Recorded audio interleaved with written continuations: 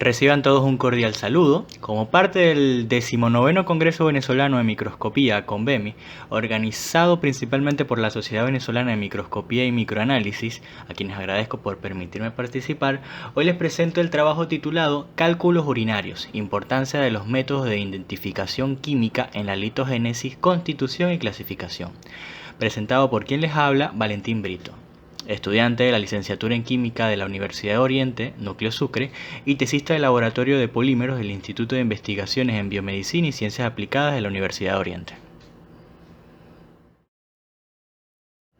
La litiasis urinaria es una patología en la que se manifiesta en el aparato urinario concreciones sólidas de cristales inorgánicos y o de matriz orgánica formadas por los componentes de la orina en su fase sólida, a los cuales se denomina cálculos. Como bien hace referencia a la figura 1, el término nefrolitiasis alude a la presencia de los cálculos en el riñón, mientras que el de urolitiasis a la posible ubicación de los cálculos en cualquier parte del aparato urinario. La urolitiasis constituye una de las afecciones más comunes en la sociedad moderna. Es una patología de gran incidencia. Se calcula que entre un 1 a 14% de la población mundial la padece, con una mayor tasa de incidencia en individuos entre 30 y 50 años y es mucho más común en hombres. Además, tiene una alta tasa de recurrencia. Se estima que tras el primer episodio, entre 30 a 50% de los pacientes reincide en los próximos 5 a 10 años. El conjunto de procesos físico-químicos y biológicos conocidos por los cuales se forman estas concreciones, desde la sobresaturación urinaria hasta la formación de cálculos, se le conoce como litogénesis. Describiéndolo brevemente a partir de la figura 2, la primera etapa en este mecanismo de formación es la sobresaturación urinaria, donde en la orina, por múltiples factores, se encuentra con concentraciones muy elevadas de sustancias cristalizables, mencionadas en la transparencia. En el segundo paso, la nucleación, donde a partir de moléculas disueltas no disociadas se forman partículas cristalinas de tamaño menor a 0,1 micrómetro, casi invisibles. Puede expresarse de dos maneras, la nucleación homogénea y la heterogénea. Esta última mucho más común debido a que requiere niveles de sobresaturación más bajos donde los cristales se forman sobre partículas ya presentes en la orina. En la siguiente etapa, consiste en el crecimiento de los cristales ya formados con la consecuencia de un aumento en su tamaño por la agregación de nuevas moléculas. En este punto, los cristales resultan ya visibles en microscopía óptica. La cuarta etapa es la aglomeración de nuevos cristales donde participan fuerzas de atracción electroestáticas entre cristales, así como interacciones entre cristales y macromoléculas presentes. Esta etapa deriva en partículas más voluminosas que pueden llegar a superar los 200 micrómetros. A partir de este punto, por su tamaño o por adhesión, los cristales aglomerados son retenidos y finalmente, después de esta etapa, la unión de nuevas moléculas o cristales a este aglomerado favorece el crecimiento y formación de lo que se conoce como un cálculo. Debido a la gran variedad de sustancias precursoras en la formación de cálculos, las clasificaciones urolitiásicas se basan tanto en la composición química, características ópticas o cristalográficas, morfología y mecanismos de formación, así como en las condiciones clínicas persistentes. La clasificación de Dowdon, por ejemplo, publicada en 1993, es una de las más útiles por su sistematización y correspondencia clínica. Toma muy en cuenta la morfología como las que se ilustra en la figura 3, así como las características ya mencionadas, completando su estudio con una obligada tipificación química mediante espectroscopía infrarroja. Establece 6 grupos con distintos subgrupos por familias de cálculos.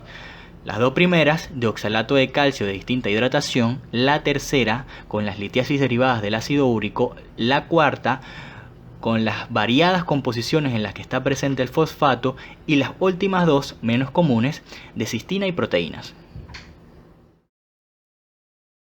Haciendo alusión a estas clasificaciones, en la figura 4 se muestran los resultados de diferentes estudios en los que se reportaban la frecuencia de distintas especies químicas en cálculos urinarios.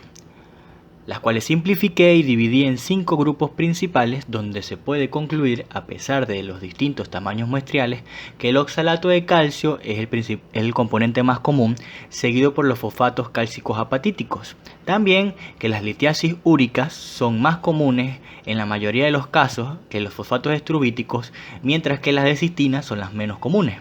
Esta distribución de frecuencias de componentes litiásicos deriva en la relación que existe con la complejidad de sus procesos litogénicos, varios de los cuales explicaré posteriormente. En cuanto a técnicas de identificación, existe un gran número de técnicas para el análisis de cálculos, pero su capacidad de detectar todas sus características, es decir, composición, especies cristalinas o morfología, no es equivalente. El análisis por microscopía óptica consiste en la observación de la superficie y secciones del cálculo con un microscopio óptico que facilite la identificación de estructuras cristalinas y morfológicas con un bajo costo. Por otra parte, los métodos químicos se basan en la propiedad más o menos específica que poseen algunos iones presentes en los constituyentes de un cálculo pulverizado de reaccionar con uno o varios reactivos, produciendo el desarrollo de un color o precipitado característico. Habitualmente se presentan en un estuche comercial listo para usar, como el de la imagen de la transparencia, pero son escasamente fiables, con porcentajes de errores en los que la identificación de algunos componentes supera el 90%. Por otra parte, la espectroscopía infrarroja se fundamenta en la interacción de la luz infrarroja con los enlaces de los compuestos presentes en el cálculo, lo que da lugar a la aparición de espectros con bandas características que posibilitan su identificación. Tiene una elevada calidad analítica y practicabilidad y permite detectar tanto sustancias cristalinas como amorfas. Sin embargo, la técnica reconocida universalmente para la identificación de sustancias cristalinas es la difracción por rayos X. Sin embargo, tiene un muy alto costo, por lo que se aplica solo en laboratorios de investigación. Ninguna técnica por sí sola es capaz de reconocer todas las características de un cálculo.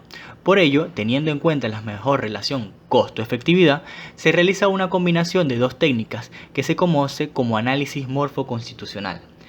Mediante microscopía óptica se definen los aspectos morfológicos y a veces la secuencia de precipitación de los componentes en un cálculo, y mediante espectroscopía infrarroja la detección y cuantificación de los mismos. En la figura 5 se puede observar los resultados de un estudio sobre el desarrollo de los métodos de análisis de 1980 hasta 2001, en los que disminuye el número de laboratorios en los que se usan métodos químicos y aumenta el porcentaje en los que se usa espectroscopía infrarroja. Lo antes expuesto le otorga una importancia significativa a los diferentes métodos de identificación que permiten dilucidar el origen, la constitución y la clasificación de los cálculos urinarios. Es por ello que en el presente trabajo se determina la composición química de 3 cálculos urinarios sin ninguna preparación previa de las muestras, utilizando microscopía óptica y espectroscopía infrarroja con transformada de Fourier.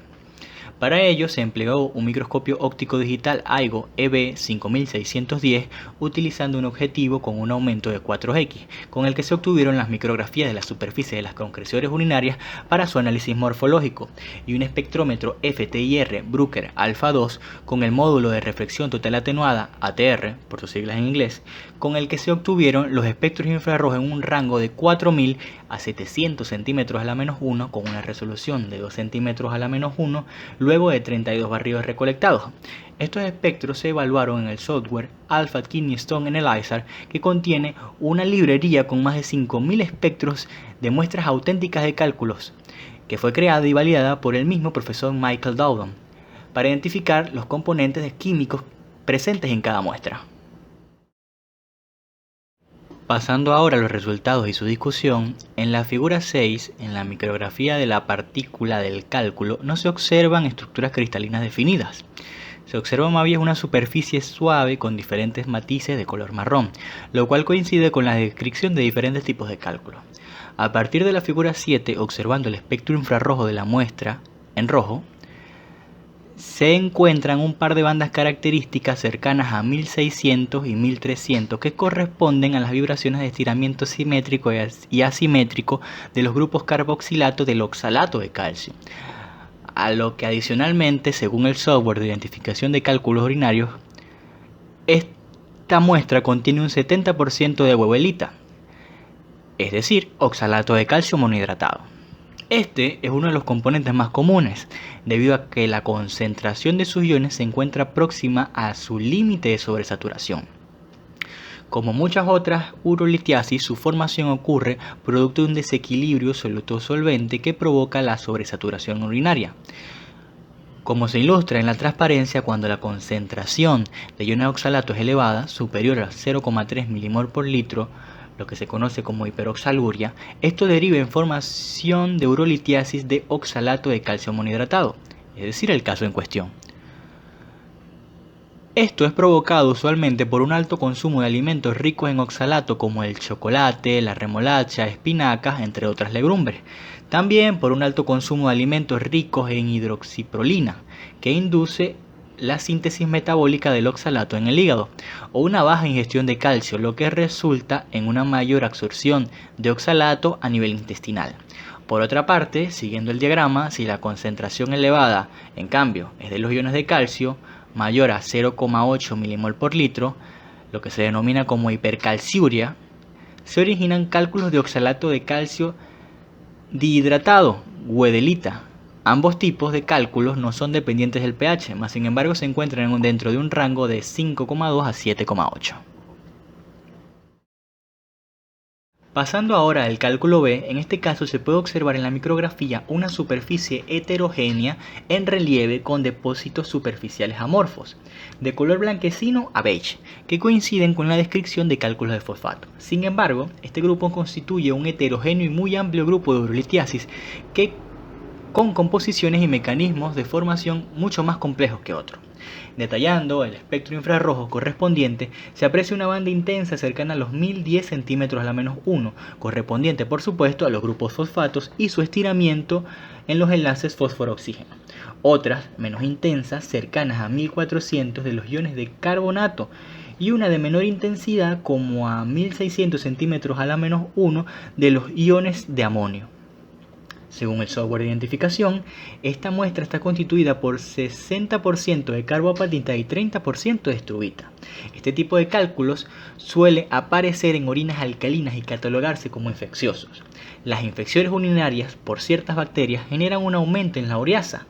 Siguiendo el mecanismo en la transparencia, esta es la enzima que cataliza la conversión de urea en amoníaco y dióxido de carbono. El amoníaco pasa a amonio alcalinizando la orina y según la abundancia de cationes e iones fosfatos precipita, por ejemplo, como fosfato amónico magnesio hexahidratado, la estrubita mencionada anteriormente. Mientras que el dióxido de carbono finaliza como carbonato en concreciones formadas por fosfatos apatíticos, como es este caso del fosfato cálcico carbonatado, la carboapatita.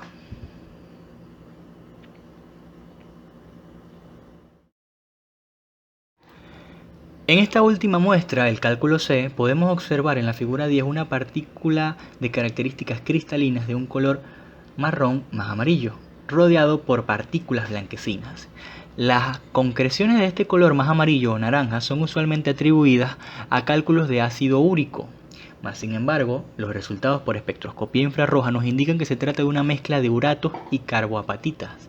En este caso, observamos nuevamente la banda correspondiente al fosfato de la carboapatita, cercano a los 1000 centímetros a la menos 1, y bandas características para los uratos entre 1500 y 1250 centímetros a la menos 1, que no aparecían en los espectros de los cálculos de fosfato anterior, es decir, el cálculo B. El ácido úrico es el resultado del metabolismo de las proteínas ingeridas en la dieta y es uno de los componentes principales de la orina como producto de desecho. Al igual que las litiasis oxálicas, las úricas se producen por una sobresaturación de la orina, en este caso del ácido úrico, pero tienen la diferencia de ser muy dependientes del pH. A pH bajo, este ácido se mantiene no disociado, disminuyendo su solubilidad y precipitando, lo que origina las litiasis de ácido úrico, que no es el caso de esta muestra. Sin embargo, siguiendo el complejo equilibrio en la transparencia, a medida que el pH aumenta por distintos factores, como una concentración elevada de amonio o pérdidas digestivas de base, alcaliniza la orina provocando la desprotonación del ácido úrico convirtiéndolo en urato, en el que se incorporan cationes dependiendo de su abundancia, usualmente amonio, sodio o potasio, formándose así cálculos de urato como el de la muestra presentada anteriormente. A partir de lo antes expuesto, puede concluirse entonces que el análisis morfológico mediante microscopía óptica junto al análisis por espectroscopía infrarroja permitió identificar la composición química de los cálculos urinarios evaluados. Como se muestra en los resultados obtenidos, la espectroscopía infrarroja aportó mucha mayor información de la composición química de los cálculos debido a que las descripciones resultantes del análisis morfológico mediante microscopía óptica coincidían con más de un tipo, por lo que su información era limitada. En el presente trabajo, el uso del software de identificación facilitó la detección de los componentes químicos, así como su cuantificación. Y por último, la importancia de la determinación analítica de los constituyentes químicos de los cálculos urinarios radica en su directa correlación clínica, tanto para su tratamiento como para la prevención de esta condición.